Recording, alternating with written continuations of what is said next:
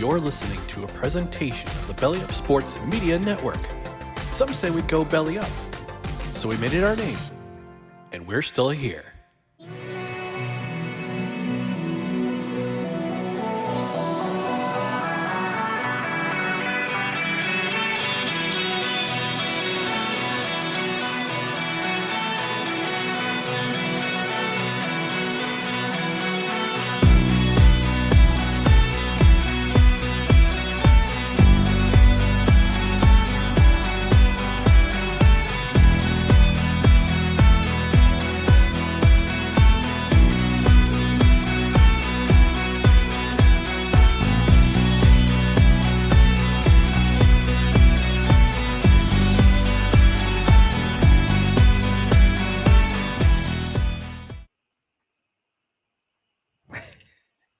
There we go. Dramatic pause there for a second. Welcome to No Credentials Required, where you don't need a press pass to talk sports. We are proudly presented by Belly Up Sports. My name is Ryan McCarthy. I'm one of the hosts. To my right is the man who got a leer, who got a dirty look from Ken Rosenthal this weekend, all because he was right behind him taking pictures with the camera. Dustin Henry. Dustin, how are we doing this afternoon tonight? You know what? I'm doing okay. I'm just a little surprised. I've had no problems with Ken, and I don't know why he gave me the side eye like that. Okay, I thought we were cool, Ken. I thought we were cool, but I'm doing okay. I'm ready to talk some football, man. The young season so far, some pretty good games. Good games, and I'm excited to talk all about it with you tonight. How are you, sir? I'm doing pretty good. It's been yesterday was the rebrand of Victory Monday, which is now known as Just Embrace the Suffering. Oh, man. Kill me. But no, it was good to get that out of our system. I'm hoping that this is the last time this season we're going to see a non-competitive Jets team on the field. But we had good talk yesterday. We talked about it yesterday. We had some new cred heads come in. We're up to 413 subscribers. Oh, wow. All right. Yeah, so we're good. No, we're getting up there. So we're hoping for the drive to 500. Hopefully it ends this year. It concludes this year. We can get ourselves some monetization and some new people in the chat. New cred heads jumping in every once in a while. So we got some comments in the comment section already, but we're going to get to everything that we talked that in week two. In week two, had to provide that we're going to had our interest peaking. But before we do that, we just want to remind you about our social media. Follow us on these platforms: Facebook, Twitter, Instagram, YouTube. Just search for No Credentials Required, and also check out other podcasts and written articles at bellyupsports.com. On the podcast side, you can subscribe wherever you listen to podcasts, including these platforms like Apple Podcasts, Spotify, Spreaker, Amazon Music, iHeart, TuneIn, Pandora, our YouTube channel, and Podbean. Don't forget to hit that notification bell on Twitter and YouTube so you know when we go live. And also when there's show announcements, I'm making more posts in the community posts and on the YouTube channel. You can also get notified of clips of the show that go up. So because this show is live 6:30 p.m. Eastern on Tuesdays. And programming note, Saturday show will be at 7:30 Eastern time, PM, not AM, PM, because I'll be away from Thursday morning through Saturday afternoon, and I'll be back, and we'll do a Saturday evening show, which will preview week 3 of the NFL season. We'll preview week 3. Also talk about the Thursday night game that I won't watch, but I'll catch up on on highlights, so you don't want to miss it then. Also, rate, review, comment. A 5-star rating would be helpful on the podcast side.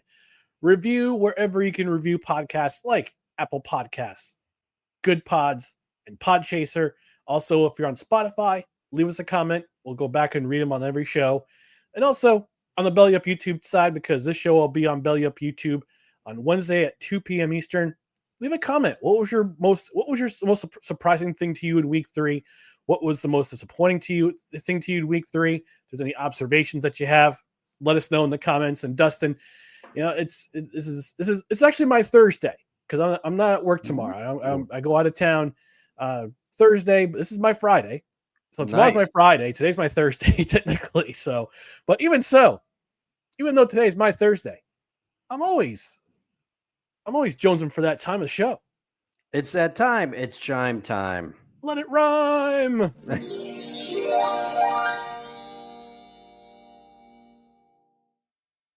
We get some comments in the comment section. As always, Desi from Coastal Alabama joining us, saying hello, fellas. Good evening to you, my lady. Mm-hmm. Eli Betts, one of our Jets fans, is checking in, saying howdy, howdy. Hey, Eli, how'd that bet Michael Clemens getting a sack workout for you?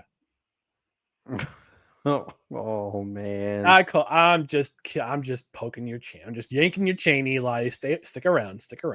Julie from Michigan saying hello, gentlemen. Oh, and I Dustin, I got a new element. Ooh, all right. I bet Julie was saying this to Ben Johnson after the game on Sunday, and as was most Lion fans. Oh no! What happened? Oh no! How terrible! That's just awful! How terrible! Oh no! That's one of my new favorite memes on the YouTube side. Count Dankler for the win. Desi saying it's a great day. It's great, in quotes. Be a Jets fan. Throwing up emoji. That shows us Lisa had the Seahawks. Julie saying, or the Lions. Eli saying he'll be betting on the game on Thursday. Kevin Wilson saying Seahawks. Oh, we're going to talk about it, Kevin. We are. Eli also says, I actually bet the over 0.5 personal fouls. Good for you, Eli. At least you won something. Spencer checking in, saying it's football season. Sadness about my Vikings and JJ McCarthy injury. His dad, Ryan, no relation. Poor game plan, poor play for the Vikings by McCarthy. Don't know. We're actually going to talk about that, Spencer. Stick around, because there's a certain. It'll be before the commercial break. But let's get things going. Let's talk about week 2 in the NFL. We're going to start off with our most entertaining games of week 2 of the NFL season. I'm Dustin. I'm going to have you lead off. Which game to you was the most entertaining in week 2? Well, there was a couple picks for week 2. Broncos Colts. I might get to it later in the show, but not for this category. Full disclosure, you picked the game that I would want to pick for most entertaining game, but it's not to worry because one of the most surprisingly entertaining games on the entire slate, in my opinion, was Patriots Dolphins. Okay, yeah. This game had it going, and you have to credit to both teams, okay? I skewered Miami last week. I was not the only one. A lot of people did. I said they looked like they never played football before. They responded. They responded a little bit and kind of got off the mat offensively. Their defense still looks terrible, which is part of the reason why this game was so entertaining, because the Dolphins defense made Drake May look much better than he did in week 1 against the Raiders. Right. And, I think it speaks. Neither team could really stop the other defensively. New England got a couple of key stops when it mattered. That was the difference in this game. But to use an old cliche, sometimes they work.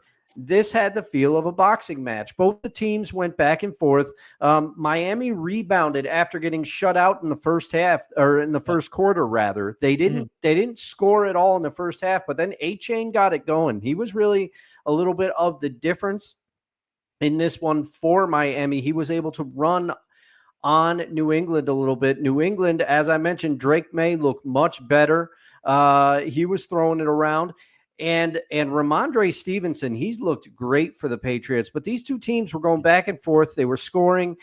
This game had 2 returns back to back. I can't remember the last time that happened. The first one was by Miami. It was Malik. What was it? Malik Johnson. I'm trying to remember his name. I got it in my notes here, but I can't find it. And then it was Antonio Gibson for the Patriots. They went back to back. One was 74 yards respectively. The other one was a little bit more than that. I think close to 90. So quite a back-to-back return. And then you thought Devon A-Chain had ended it with a touchdown for the Dolphins, but he stepped out of bounds. It was determined that Ah. he stepped out of bounds, and then New England they were able to score, and they got the stop they needed.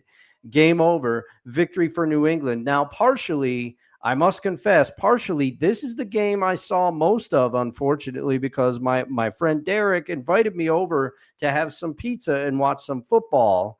And so we had Red Zone on one of the screens, but we had the Dolphins audio and the Dolphins game. So that's what I saw most of, but not to worry. It was a great game in its own right. I'm thinking the over/under on beers consumed by Derek in that game was 3. Yeah, so he did. I brought some Oktoberfest over. He did go through a couple of those, and then he had an IPA, but he stopped, but there may have been some choice words said at the TV. He was not happy with the performance of his Dolphins. He at one point said, "I don't know why I root for this team." and went to get the pizza doughs out of the fridge at one point. Oh, And meanwhile, I was watching my Seahawks as much as I could, but we'll get to that later. But before I get to my entertaining game of the week, I got to tell you the story. I may have told this story before to you, but I might as well tell it to the audience. I have a good friend of mine. I haven't talked to him. I got to reach out to him because the Jets are playing the Broncos this year. Oh yeah. He's from Arizona, but he's a Broncos fan. And I went to his house for the Broncos Seahawks Super Bowl that was at MetLife. And I went to his house. This was his old house. He lived near my brother Jim. His man cave in his basement. And I wore my old school Seattle Mariners hat and my Colorado Avalanche jersey because I had to represent both teams at the event. So at the party. And I actually again I always make my bowl of chili. Make my big crock pot of chili. That's why I brought over. So because I'm known for that. But we're watching, and I'm just watching him melt down in front of my eyes before halftime. He's throwing mini Snickers at the television during the game, and like the whole meltdown. I just see him melt down. I didn't feel bad for him. I just laughed. Myself and my friends around us, we're just laughing. We're just laughing hysterically because of him just throwing candy at the TV. The following season, we go to his house for some NFL games. You know what we find behind the television? Some mini Snickers, huh? Mini Snickers. And he actually opened it up and ate it. Oh, there we go. Yeah, he's a good guy. I met him a few times. I went over to his house myself once. I think that's the first time I tried your famous chili, Ryan. So was that a football gathering there? Yes. But it's funny. It's funny. I was scrolling through social media on my lunch break, of course, at work, and Joe Buck came up talking about that game, and he said his wife's a Broncos fan, and he's like, "Oh, Troy and I did our pre-Super Bowl prep with the Broncos. It was good. They were relaxed. We were on their team bus. We were just hanging out." He goes, "Then we went and saw the Seahawks on Thursday, and I went home and I told my wife, I don't think you're going to like this game." And he said, I turned to Troy and I said, the Broncos have no chance. He said that was one I could see coming. The Seahawks looked ready to run through a wall on Thursday. So according to Joe Buck now, he saw it coming. Yeah. Spencer saying also sports ball. Yes, sports ball. Julie saying that my element. Oh no. She says that was amazing. Eli saying Broncos Colts was entertaining. That's my runner-up, actually. That was my runner-up because I was hanging out with my friend Joe. He's a Colts fan, and we were watching the game together. The 4:05 start. That was an entertaining game. That's my runner-up, actually, but I'll reveal mine in a second. And Eli saying meh. Patriots Dolphins. That was my self-hatred game of the week, but it actually did turn out to be all right. Mm-hmm. Eli saying find a new friend to replace Derek. Eli's a Jets fan. Dustin's a Seahawks fan. Eli, so he's known Derek for a while. And Julie says Sports Julie can relate to choice words at the television. Yeah. I was. This was me at the local watering hole. Keeping my feelings inside, by the way. Yes. On Sunday afternoon. I am untethered and my rage knows no bounds.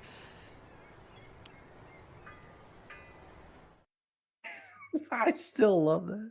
And on the inside. on the inside. Outside, I was enjoying myself with some friends and company, and it was fun.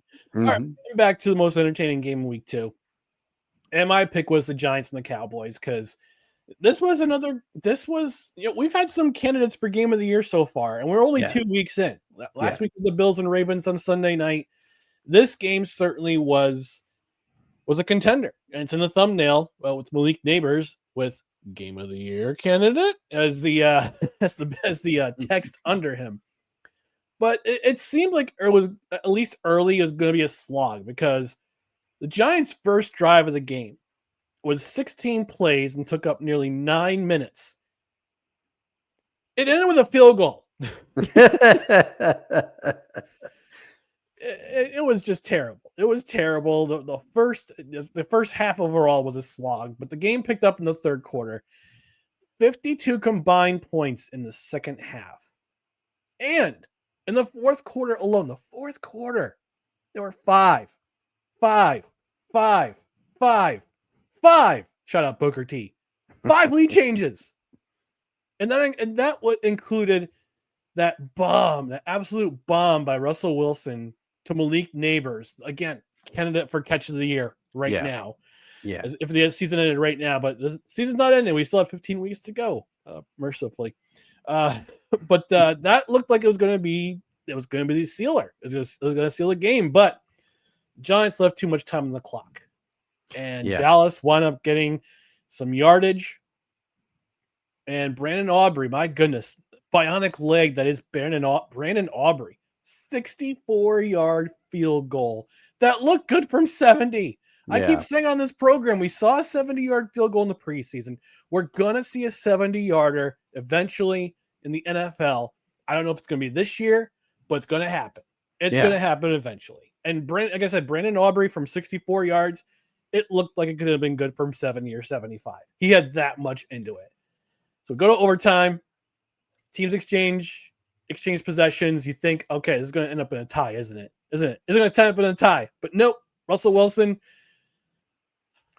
Mr. Unlimited was cooking up something, but he cooked up an interception with Donovan Wilson picking off that pass, Russell trying to go into the well too many times. From Malik Neighbors, and he overthrew him. Winds up going to Donovan Wilson.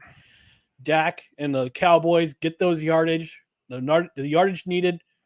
Aubrey kicks it from 46 yards. At the bar, it's funny, at the bar, my local watering hole where I usually go to watch football. I said to the people sitting next to me or while watching the game, because it's a roller coaster. It's an absolute roller coaster, and I enjoyed every minute of it. I said to the people who were watching, we're all watching together, I said, what if Brandon Aubrey misses? They go, no! But he didn't. 46-yard field goal. Game over. Cowboys win 40-37. Man, that was fun. What a game. And we might just talk about the game a little bit more later in the show. And specifically Russell Wilson. I must say, now I told this to my uncle in the first quarter. Uncle Al, you and I usually text a bit when we're watching football. And I told to him, because there was a deep ball that Russ threw in the first quarter, and I said, when he has time, being the key words, when he has time, he still throws one of the prettiest deep balls in the NFL. And Uncle Al said that was pretty. But then what really shot the Giants in the foot and why their first drive took so long, all those penalties, ridiculous penalties, 15 for the game, I think, for the Giants. So, but man, Russell Wilson, hey, you proved you still had it. That one throw, though, that was a bad way to lose. Yeah, it's a terrible way to lose. But the rest of us, I mean, if you're a Giants fan, it's a terrible way to lose. If you're a Cowboys fan, it's elation. You're back to 500. We're going to Super Bowl, right? We're going to Super Bowl, right? Dak going to lead the way. We're going to Super Bowl. Chill out. It's week 2. The rest of us, though, it was fun. It's fun to watch. Absolutely fun to watch. All right. Biggest upset of week 2, and I'm going to lead us off here. Your Seahawks. Ooh. Your Seahawks That's my nominee for biggest upset of week 2. And I honestly didn't know what to expect in this game. Seahawks were coming off a tough loss. Pittsburgh coming off a tough win, tougher than expected win. They needed a 60-yard field goal to win that game against my Jets. And this is likely the rubber match between Aaron Rodgers and Sam Darnold, because Aaron Rodgers beat Sam Darnold in 2018. Darnold beat Rodgers last year, the Viking in London. This time it's in Pittsburgh. We could see this matchup for the very last time, depending on what Aaron Rodgers does. And this was, a typical defensive game. I guess you thought it was going to be on Sunday in Seahawks sessions. It's going to be a defensive battle. It was tied up at 14 in the fourth quarter, and then the football gods decide to visit. Because sometimes when it comes to upsets, you need the football gods to shine upon you. Wants to know what you need the football gods to shine upon you, and the Seahawks got it. They gone up by 3. They kicked the field goal in the fourth quarter to go up 3, and kickoff lands in the drop zone. I hate that expression. The drop zone, and it goes past Caleb, the Steelers returner Caleb Johnson, which at first I thought it glanced off his helmet. Oh, okay. I thought it glanced off his helmet, but actually went through his hands, and he thought, "Oh, the play's over." But George Halani, I think, was he an RDFA or was he a draft pick? I gotta look that up. Hold, please. George Helwani. This is scintillating audio. Yeah, here. He I'm looking it is. up too. He was an undrafted free agent, UDFA. signed with the Seahawks in 2023. Okay, so UDFA guy, been playing the Seahawks for a couple of years. He has a presence of mind. He did what his coaches taught him: play to the whistle. He didn't hear no whistle, so he kept going, and the ball dies a few feet short of the end zone.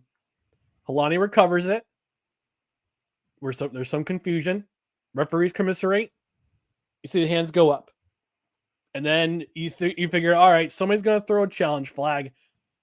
This is going to do a booth review. They're going to overturn it. It's going to be a touchback. Nope. Play stood. No challenge flag from Mike Tomlin. And from there, the momentum shifted to the Seahawks, and they wound up winning by 2 scores. And this, and just for historic purposes. So this has actually happened before. It happened in 2023, when the Patriots did it. So we haven't seen a kickoff return recovery in a while. But this is the first kickoff recovery touchdown by the Seahawks. Since November 29th, 1981. Seahawks fan Dustin was not even a glimmer in his daddy's eye the last time this happened to the Seahawks. And again, this turned the fortune of the game around. The Seahawks kept going. They dominated the rest of the game on defense. They got another touchdown to really put the nail in the coffin. Yeah. And Seahawks, they win the game, and that was my biggest upset of week 2. Dustin, over to you. Your biggest upset of week 2. Well, my biggest upset, this is where we're going to get to it, Eli, so don't worry. I didn't forget about the Colts-Broncos. The Colts over the Broncos is my biggest upset of the week, and I'm gonna tell you why. After week 1, I did not buy into the Colts at all. I said, nice game for Daniel Jones, but it was against an inept Dolphins defense, an inept Miami defense, which they still look that way.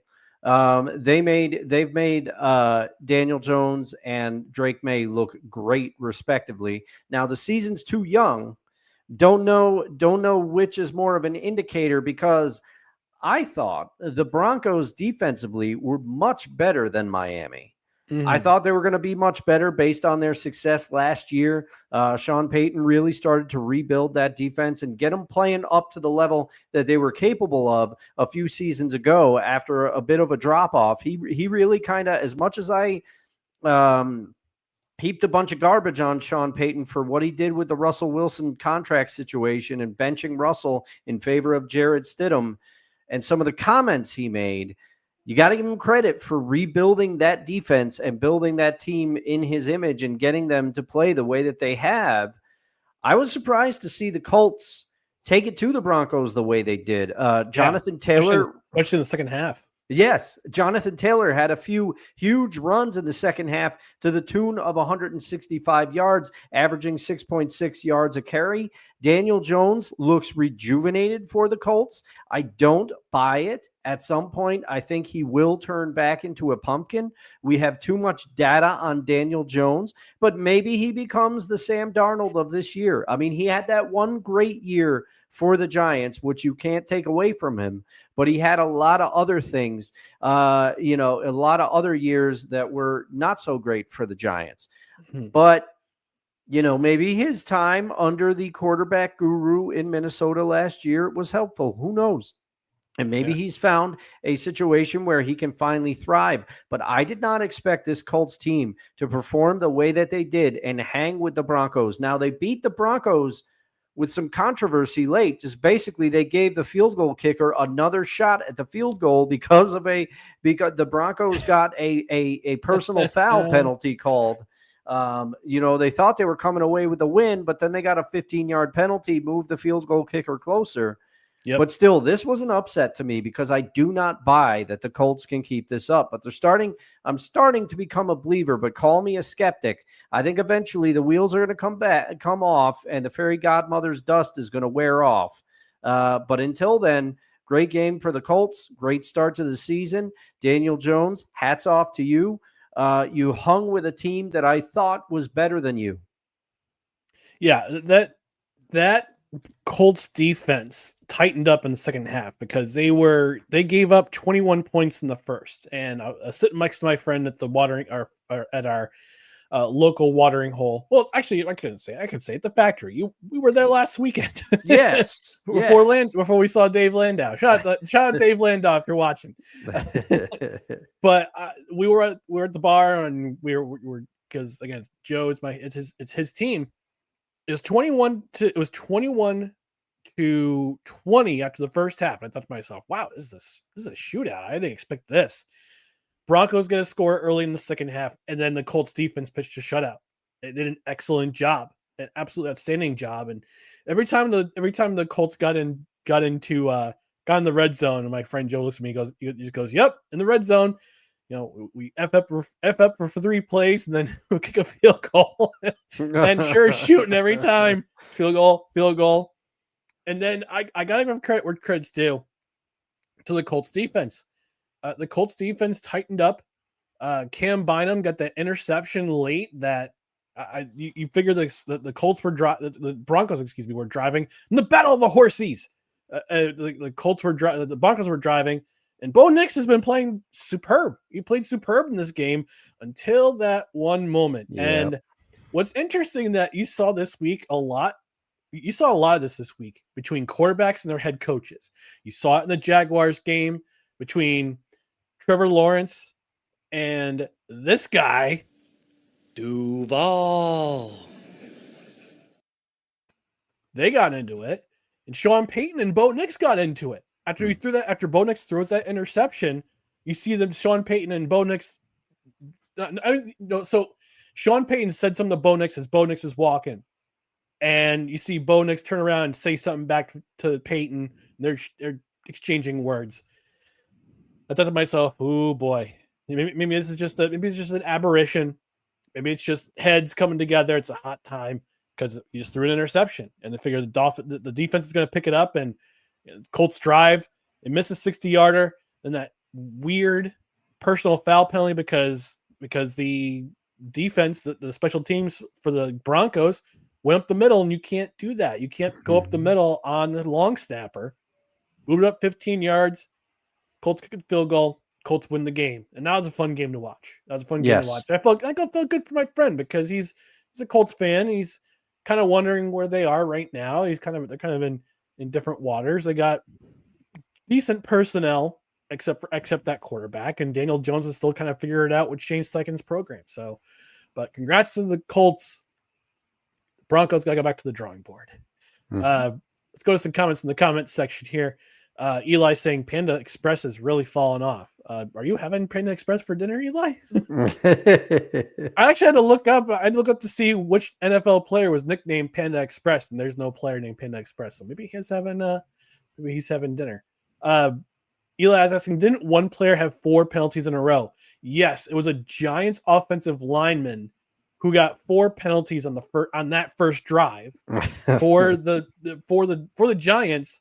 That's why it went 16 plays. Yeah. Now I can't read this comment from Wonko, but I will say it happened again in Cincinnati, and the CBS thought it was a flag, so they. We're back, ladies and gentlemen. We're back. America's back, baby. It's not a WNBA game either, so I thought that was weird. Yeah, and Eli saying that the Broncos, their prize free agent pick Dre Greenlaw is still out. They can't reach full potential without him. But yes, the run defense is a concern. Yeah, I would agree. And I thought the run game was a concern on the offensive side of the ball too, but they did pretty well this week. All right, we're going to move quickly to the biggest disappointment in week 2. Dustin, I'll have you lead off here. Well, I'm sorry to do it to you, Ryan. I didn't want to do it to you. I know you discussed it, and I was searching for something else. Okay, I was searching. I really was. But to me, the biggest disappointment it's Justin Fields. Mm-hmm. It's Justin Fields. I mean, the Jets defense. I'm not going to put this loss on them.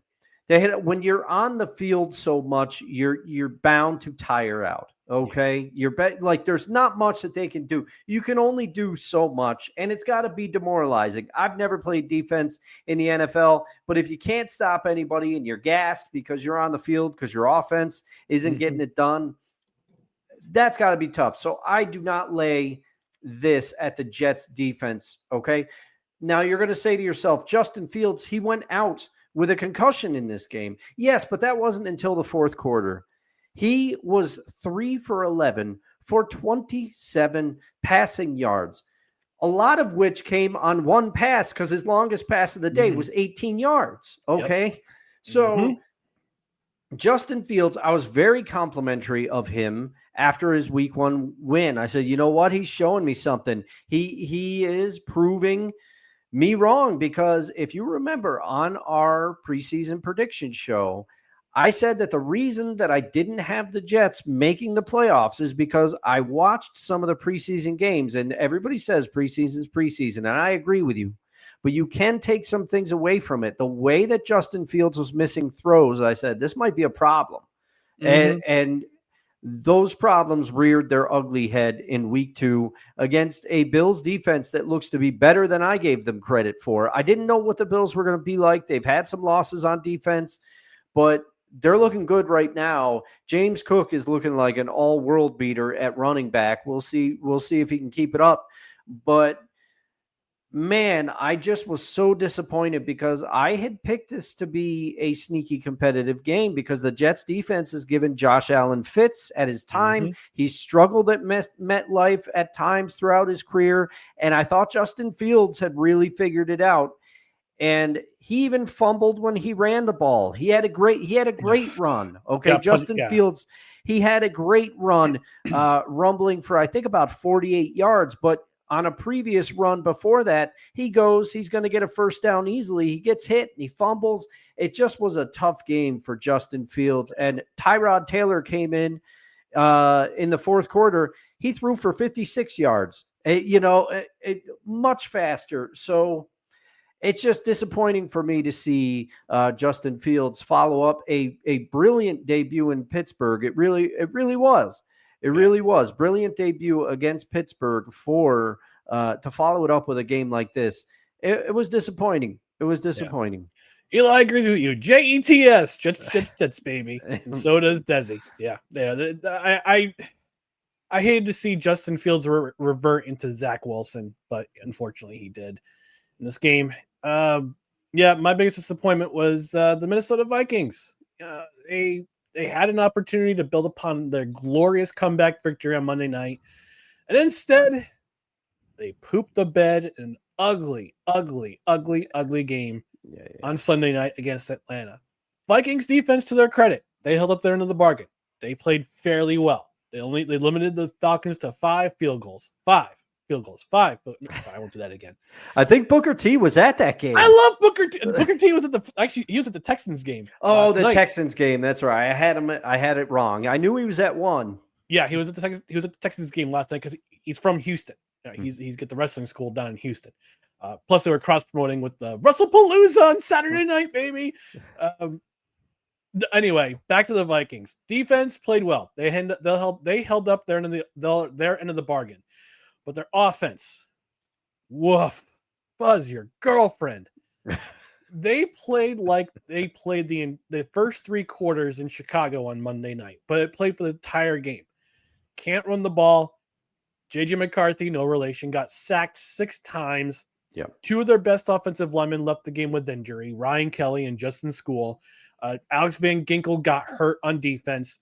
And then we found out at the end of the game, JJ McCarthy suffered a sprained ankle too. And he's questionable for Sunday's game in Cincinnati. So is it starting to get late very early for the Vikings? I don't know. By the way, Carson Wentz season's coming. Yeah. You got that, Vikings? I forgot he was the backup. I thought he was still with the Chiefs. I forgot about that. He's a free agent. He was a free agent. They I forgot who they waived, and they brought in Carson Wentz to be their backup. But I see Julie in the comment saying womp womp. She's also saying this. Oh no! What happened? Oh no! How terrible! That's just awful! How terrible! Oh no! I'm gonna kill that element. I swear. It's so great. Spencer agreeing, saying Vikings. Eli's asking Spencer what happened to the Jets and the good old fashioned butt kicking, because Spencer asked what happened to the Jets. Yeah, that's what happened. It was terrible. And by the way, FYI, in terms of injuries, the reason why Justin Fields got taken out of the game is because he was in concussion protocol. So we might see some Tyrod Taylor in the lineup this week. Let's see. You might. Against Tampa. And this is, again, they're playing Tampa this week. So if the Buccaneers stop the run, they're going to try to blitz the heck out of whoever's in the backfield for the Jets. And I think Aaron Glenn has said that if Justin Fields ain't practicing, he ain't playing this week. So we'll see. We'll see what happened. But we're going to get to more in just a moment. But we just want to talk to you about one of our new sponsors here at No Credentials Required. And that would be Righteous Felon Craft Jerky. Boom! Righteous Felon Craft Jerky. There it is. And it's all its glory. It's beautiful. Again, this episode's fueled by Righteous Felon Craft Jerky, the outlaw of the snack world since 2011. Forget the gas station stuff. This jerky is all natural, low sugar, and absolutely packed with flavor. Every 2-ounce bag delivers 20 grams of protein, made with beef that has no added hormones, no antibiotics, and no shady business. But jerky is just the beginning. Righteous Felon's lineup also includes beef sticks for on-the-go snacking, tender turkey jerky that's light but still packs a punch, an authentic South African-style biltong that melts in your mouth. Flavors range from savory classics like OG Hickory and Victorious BIG, which is their honey bourbon, to spicy kicks like Habanero Escobar and Carolina Reaper. So whether you want smooth, smoky, or fiery heat, they've got you covered. Don't forget, they've even got Wild Ranger dog treats for your 4-legged sidekick can enjoy the snack game too. Pickles approved. Head over to righteousfelon.com. Use the promo code NOCREDS at checkout to score 15% off your order. Plus, when you spend over $50, shipping is free. Righteous Felon Craft Jerky, where flavor is the crime, and you're guilty of enjoying every bite. Again, promo code NOCREDS at checkout, 15% off your order at righteousfelon.com. Plus, free shipping for every order of $50 or more. Let's go to the comments section here. Let's go to the comments section. Eli saying, that's what I'm talking about. Clean jerky. And Spencer saying, I'm mostly indifferent about the Jets. Panda Express is my love. I thought Raising Cane's was your love, Spencer. Oh, goodness. All right. Let's talk about the most impressive performance or performances of week 2. I'm going to lead off because I've got not one, not two, but 3 Ooh. impressive performances from week 2 of the NFL. Let's start in Los Angeles. I'm not talking about the Rams. I'm talking about the Chargers, who should still be in San Diego. Let's talk about Diane Henley. Diane Henley, in last night's game against the Raiders, 10 tackles. 7 of those tackles were solo tackles. 2 tackles for a loss. 2 passes defended. 1 sack, which was the dagger, which was at the time the supposed dagger, but it wound up being the dagger late in the fourth quarter on fourth down when the Raiders are trying to keep the game alive. Geno Smith gets backpedals, can't find anybody open. Henley gets right to him. Henry's nickname, by the way, is the Ranger. Did you know that? Oh, I did not. Yeah, Diane Henley's nickname is the Ranger. So that's my first notable performance. Our second notable performance, Parker Romo of the Atlanta Falcons, 5 for 5 off the practice squad, playing in place of the injured Young Hui Koo, including a 54-yard field goal in their win against the Vikings. And last but not least, the Indianapolis Colts, for this specific reason. They're the second team in the Super Bowl era to not punt in their first 2 games of the season. They did not punt against the Miami Dolphins. They actually scored on every single drive. And in their game against the Broncos, the 2 times they had a chance to punt, wound up going for it on fourth down and short. And I have to think that Shane Steichen's philosophy this season is to go for it on fourth down if they're at their own 50 or they're inside their opponent's territory, because both those fourth down gambles were at midfield. And yeah, no punts at all this year for the first 2 games of the season, and the second time in the Super Bowl era that's happened. So those are my most impressive performances of week 2. I got to come up with some sort of award. The Risey, the Remy, the Max Stradon. I don't know. I'll figure it out. Dustin, your most impressive performance or performances of week number 2. All right. Well, my Dusto goes to The Dusto. Yeah. I gotta see. I have a bad habit, and I've called myself out. And then you also have mentioned it. I like to go with running backs because I'm a running back fan. I go with quarterbacks, wide receivers. It's time to give a shout out to the defense, okay? You got to pick the Atlanta Falcons for me. They were unbelievable, okay? Yes, J.J. McCarthy is a rookie at quarterback. That's part of it. Yes, the Vikings had to deal with offensive line injuries that really hampered them to some degree. They couldn't get the running game going, but part of that is due to the way the Atlanta Falcons defense was playing. They limited the Vikings to 78 total rushing yards on 19 carries.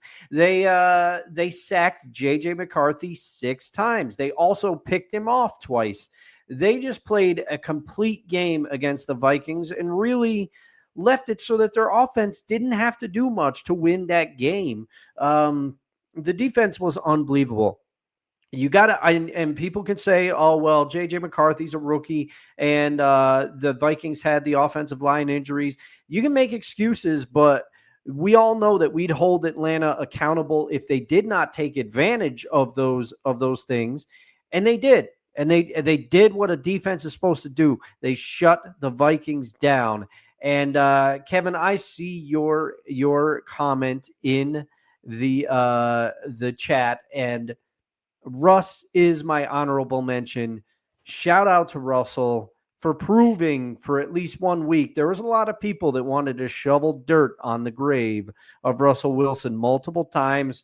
Maybe you don't like his personality. Maybe you don't like the way he left Seattle. Maybe you're a Broncos fan and you are not happy, but that second year in Denver, he had him in contention. Remember that. And when Russell Wilson is given time, he still throws one of the prettiest deep balls in the NFL. The interception notwithstanding, he got it going. He proved to a lot of people he can still play. I hope he keeps it going. So what you're saying for both of our picks, we had to say this. Can't have him locked up. He's important to the defense. That's right. That's right. Yeah, I had Jillian Walker on the thumbnail for this week for this program for tonight's program. More comments in the comment section. Keep them coming, folks. This is great. This is great. I love the interactive element of the show, especially during football season. Spencer and Eli having a discussion about Panda Express and Raising Cane's. Desi saying what happened to the Jets is because is that I became a fan. Now, don't get down. It's only 2 weeks. It's only 2 weeks, Desi. There's much more misery to come.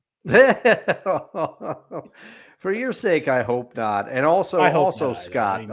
I feel bad. I feel bad for Scott. I gotta say something to the Jets fans out there, though. I mean, to my fellow Jets fans, can you stifle your tatas a little bit, okay?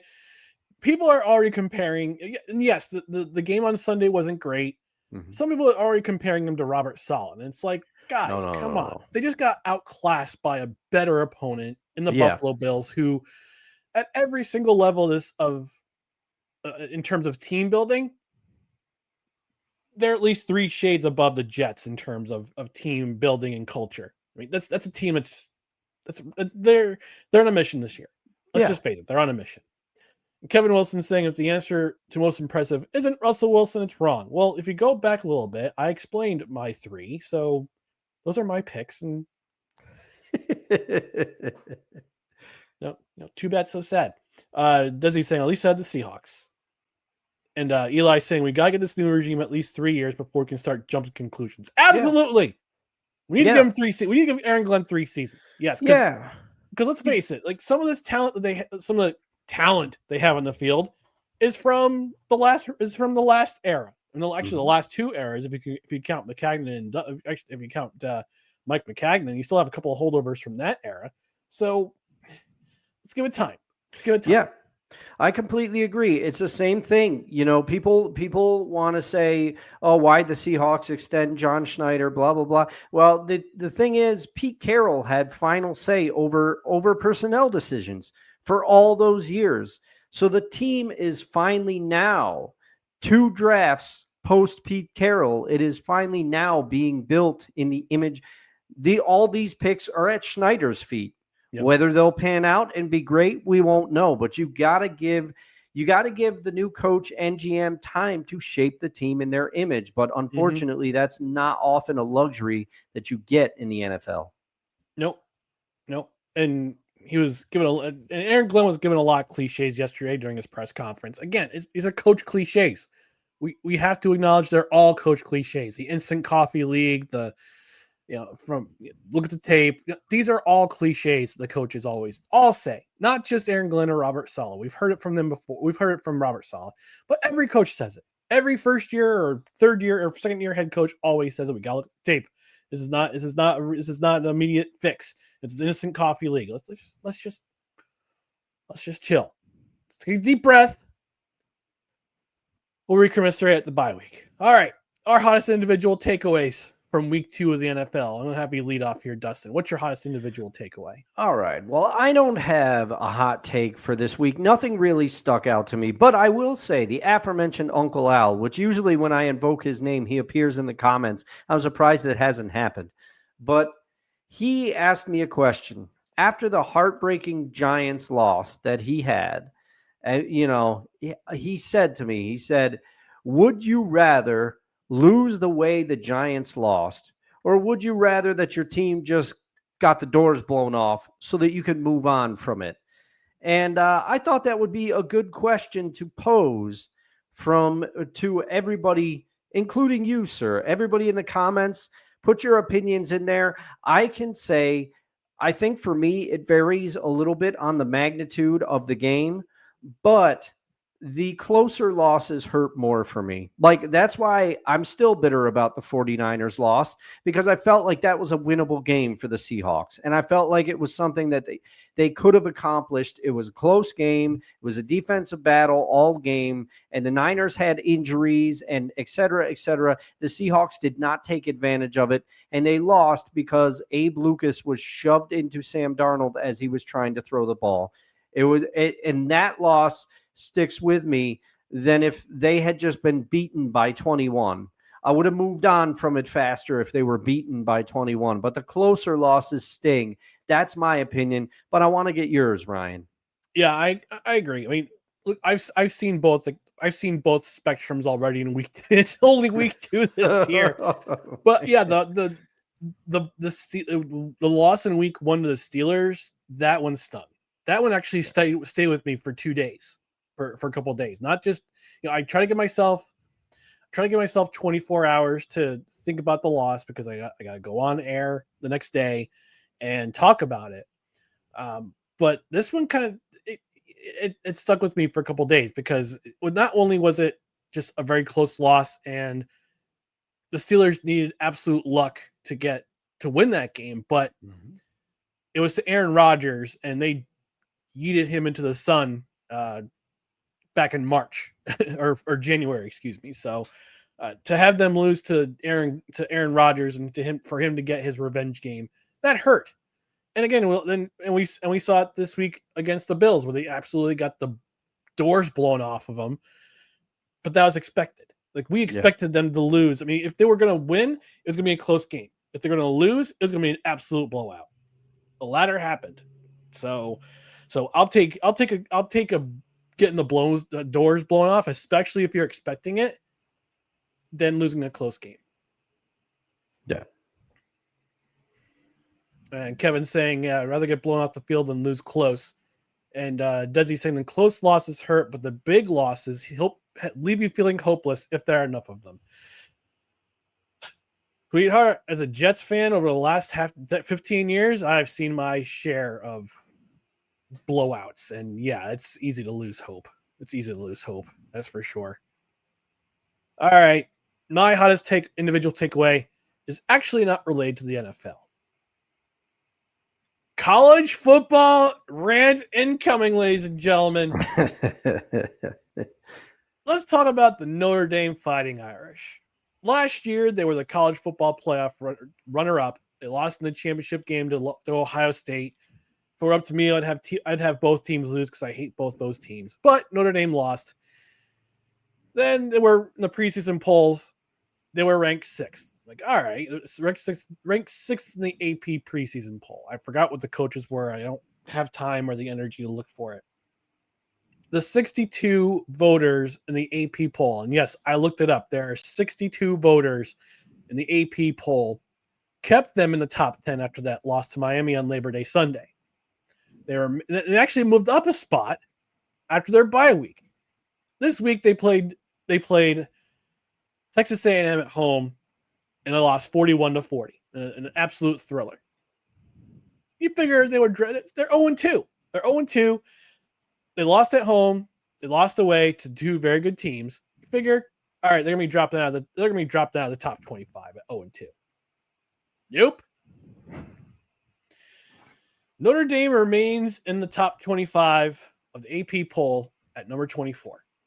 They are a spot above their heated rival USC, who entered the ranking this week at 3-0. In the college poll, Notre Dame remains in the coaches poll at number 21. They are ranked above undefeated Missouri, Vanderbilt, and Auburn, who all walked into the top 25 after this week. And I have to wonder if the reason being that Notre Dame remains in those places, if they're ranked so high, it's because ESPN wants so badly for Notre Dame to get back in the college football playoff, because it means ratings. Yeah. Because Notre Dame has a big following, not just in Indiana, but nationwide. Poll standing means points in the CFP. So they'll do anything to get Notre Dame in the conversation. And because Notre Dame's an independent, They don't have to fight for a conference championship like every other team fighting for a playoff spot does. And they can get in because, as an at large, because tradition, which is so stupid. And Notre Dame, if you want me to take you seriously, join a conference. Become they're basically a de facto member of the ACC right now anyway. They're in the ACC in every sport except for ice hockey and football. In ice hockey, they're part of the Big Ten because the ACC doesn't have a hockey conference. That's neither here nor there. But if you want me to respect you more, Notre Dame, all right, join a conference. Join a conference like every other FBS team has to in the college football, and fight your way in like everybody else. You should not get a special exception because tradition, because you're independent, you want to stay independent. No, join a conference like everybody else. Join a conference and fight your way in like every other team in FBS, because this is ridiculous having them to stay in the top 25 in both college polls at 0-2 above teams that are more deserving and being ranked in place of teams that are more deserving.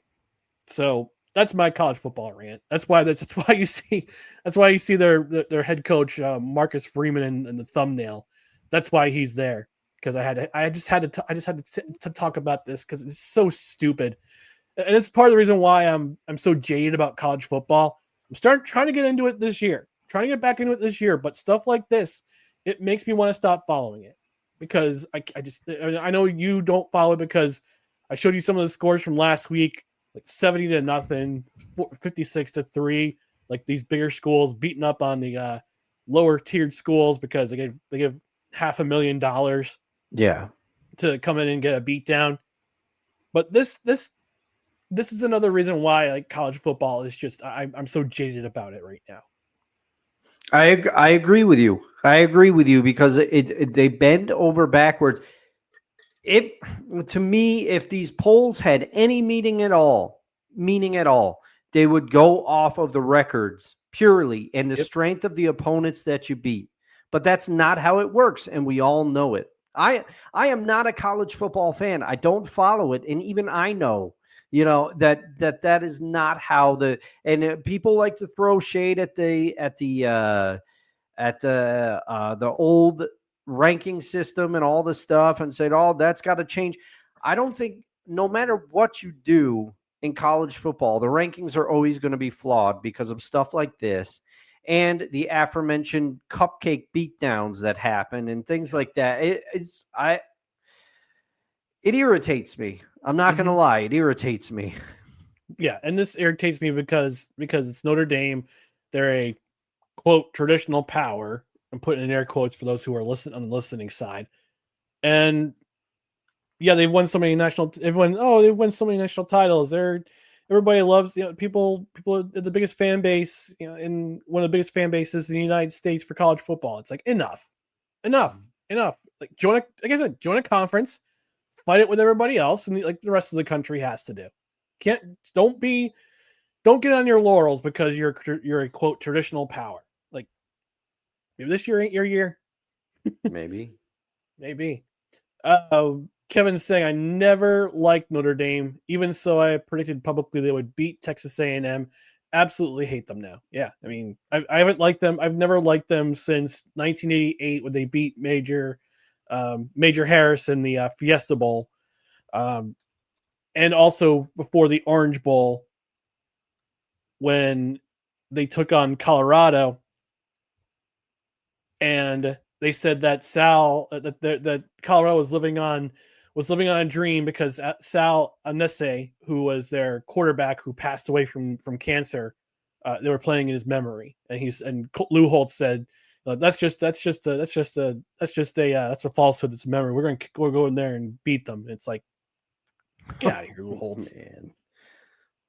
Does he say I hate the polls this early in the season anyway? Yeah, they should stop the polls, and they should not have polls until like week 4. After this week, they should have it. Wonka saying may as well kept the BCS grumble cakes. That's what I was trying to think of, Wonko. So thank There's a you. BCS, Yeah, the Bowl everybody Championship system, hated which the was BCS stupid. system, Which is equally as stupid because Yeah. Nebraska got in 2001. Nebraska got the national championship game, played Miami, and got their doors blown off. And Colorado, who was number 3, beat Nebraska and decisively too, and had to play in the Rose Bowl against Oregon and got beat by Joey Harrington. Remember Joey Harrington? I do. Played piano. And does he say when the SEC goes to 9 games, the cupcakes will go away? Yeah, I mean they have that quote unquote quality opponent provision in their membership now. They have to play a so-called quality opponent every year early in the season. But I know I've seen in the past that Alabama has their share of cupcake opponents before they play Auburn. So not to throw shade at Alabama, that's just the way the schedule is. I mean, I can't control how the schedule goes. All right, before we get out of here, we're going to reveal our favorite athlete to wear number 66.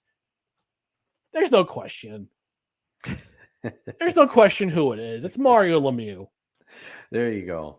It's Mario Lemieux. You knew it was coming. Yeah, he knew it was coming. But I will say, shout out to D. Willie from the In or Out Sports Debate and the fearless leader of Sertoba Media, where the struggle is real to be awesome. Certainly is. For the sake of the content, I'm picking Alan Faneca. I am picking Hall of Famer Alan Faneca, and this just shows how great Alan Faneca was. I knew you were going to pick Lemieux, so I said I will let Ryan have the Lemieux spotlight. I'm going to pick Alan Faneca, who also played the majority of his career for a team in Pittsburgh, the Steelers. And he played 2 years, I think, on your Jets and then finished up with the Cardinals, Ryan. That's a weird one. But he is he's on the NFL 2000s all-decade team. He played for 13 seasons. He's a first-team All-Pro, a 9-time Pro Bowl selection, and this is the most bitter pill to swallow. He won Super Bowl XL with the Pittsburgh Steelers. That's the last time I'm going to talk about this Super Bowl. But hats off to Alan Faneca, okay? But, Ryan, I give the spotlight over to you to talk about Mr. Lemieux. I'm waiting for Dizzy to drop an Alabama Crimson Tide football player in the chat or basketball player. You never know. Let's talk about the great Mario Lemieux, Le Magnifique, the magnificent one, Super Mario, Ace. I don't know how you got the question. How he got Ace as a nickname. Played all his entire career with the Pittsburgh Penguins. Is now a primary owner of said team. Hall of Famer, 2-time Cup winner in 91 and 92. Was certain to win the 93 Stanley Cup, but New York Islanders had something to say about that. And I'm surprised that our guy, Mr. Cruz, is not in the chat, but he's live right now too. Oh yeah. Won the Calder Trophy in 1984-85 as the Rookie of the Year. Won the Ted Lindsay Award. Was a Art Ross Trophy winner 6 times. Was a Conn Smythe Trophy winner twice. 3-time Hart Memorial Trophy winner, the Masterton Trophy winner in 1993, after he came back from a battle with non-Hodgkin's lymphoma, is on the 100th anniversary team is one of the 100 greatest NHL players in history. Wore the number 66 with class, with absolute scoring touch for such a big guy, 6'4", 230 pounds. Didn't speak a lick of English when he came into the league in 1984, but speaks it masterfully now. Finished his career in 2005, 2006. He only played 26 games that year, but he was instrumental in the development of Sidney Crosby. He wanted to be on the ice when Sidney Crosby was drafted. Didn't get to play with him in 2004-05 because of the stupid lockout that cost the season for the league overall. But here's the incredible part. He actually had retired the first time in 1996-1997. He actually led the league in scoring that year with 122 points in a league that at the time had was more defensive. He still scored 122 points. He left the game that season, came back in 2001 amidst all the back problems, all the back issues, the cancer problems he had, and still played. He played 46 games that year, or 43 games that year. And I remember that night he came back. I think he played the Islanders that game, and his son Austin, he was there for his initial retirement and jersey retirement. I remember Austin was the one who took down that banner with his number that night. And Mario was on the ice. I think he scored a goal and I think he had 2 points in that game, a goal and an assist. It was a marvelous scene. I hated the Penguins in high school, hated them a lot, but my respect for them grew after Mario Lemieux came back and retired the first time and came back in 2000 went on to play another 4 seasons before officially hanging up the skates in 2006, and now is the current principal owner. I believe he's the principal owner of the Pittsburgh Penguins. Like they wanted him, he saved that team. He saved that team twice from either going bankrupt or relocating. That's how special he is to the city of Pittsburgh. But that's my number 66. And yes, Alan Faneca did finish his career in Arizona and played for the Jets in 2008 and 2009. But here's Mario Lemieux's statistics: 690 goals scored, 1,033 assists, 1,723 points in 915 games. An incredible career. Absolutely incredible career. Desi saying, sorry, fellas, I could say Chase Warmack, but he also wore number 64. And I said him already. He's the only player to wear number 66 under Nick Saban. I would have counted that. Yeah, we can count it. It's still impressive because you've had every number we've done, you've had a tied player for. So we will count it. Yes. And by the way, we'll get the Homer Alert button for number 67, FYI. We're going to get out of here. Oh, go ahead, Dustin. I did want to say that now, according per Google, now this is Gemini, so who knows? Yeah, but it says Mario Lemieux is a minority owner of the Pittsburgh Penguins after the Fenway Sports Group (FSG) purchased the majority stake in the team from the Lemieux Group for $900 million in December of 2021. Lemieux and the Lemieux Group were the previous majority owners.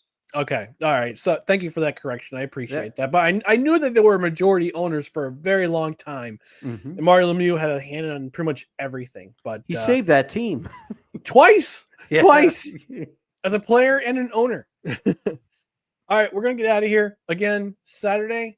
It's a 7:30 p.m. start Eastern time for us. Again, I'll be away Thursday through Saturday.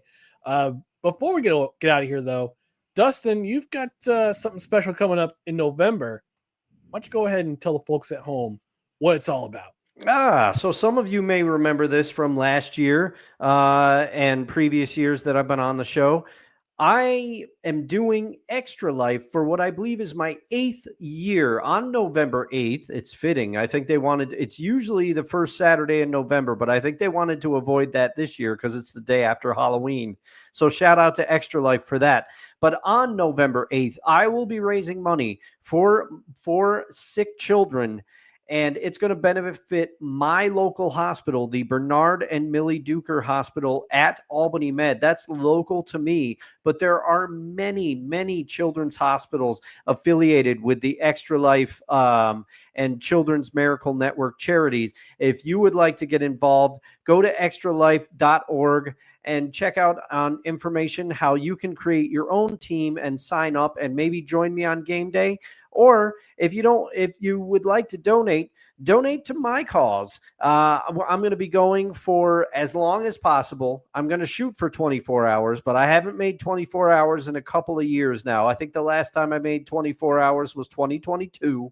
But I'm going to be playing game to raise money, like I said, for sick children local to my area.